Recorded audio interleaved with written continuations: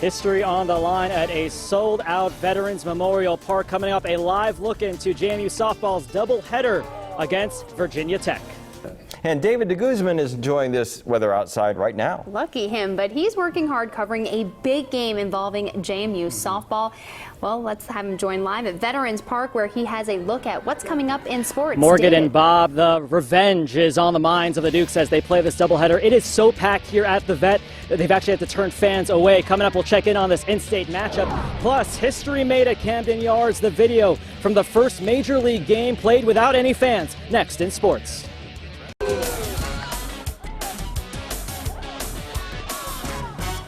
Good evening from a sold-out softball stadium at Veterans Memorial Park, where right now the Dukes are battling Virginia Tech. Currently it is 4-0 after 5 innings. The last time these two met was in the season opener down in Jacksonville, which Virginia Tech won in extra innings by 1 run.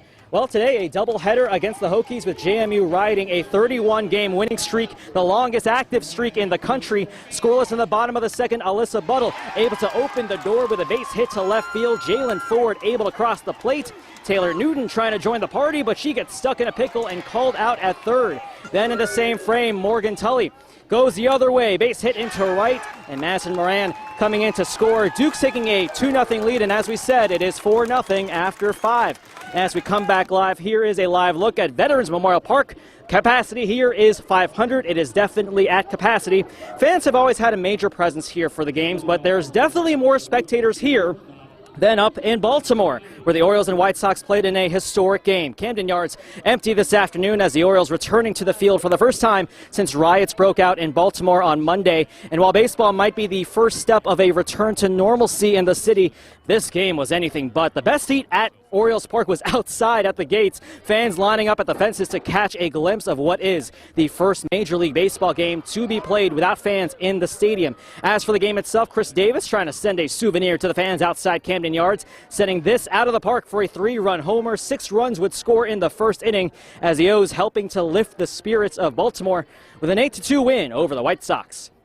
It's been a crazy 24-hour period on the diamond. Last night in Atlanta, former Brave Dan Uggla hitting the go-ahead run in his old ballpark. The Nationals storming their way back from an 8-run deficit, the largest comeback in franchise history. Washington also snapping a 6-game losing streak, as the Nats will try and win the series tonight with Jordan Zimmerman on the mound. 25 runs were scored in that Nationals game. JMU baseball and Liberty getting close to that last night when the Dukes beat Liberty down in Lynchburg 13-10. Meanwhile, the Hoos continuing to struggle. Last night they lost to Old Dominion 3-1 in front of 6,029 fans. That is the largest crowd to ever watch a college baseball game in the Commonwealth. Whoever drafts me or whoever picks me up anywhere, they'll be getting a complete player. Well, tonight we will hear from Dean Marlowe in a special report called #DraftDean. It's an all-access, behind-the-scenes look as Dean Marlowe, a JMU safety, coming out of graduation, hoping to get into the pros. We'll have that special story for you going behind the scenes tonight at 10 and 11. Of course, tonight we will also update you on this doubleheader between JMU and Virginia Tech softball. For now, live at Veterans Memorial Park, I'm David DeGuzman. Stay with us. We will have a final check of your weather when we come back.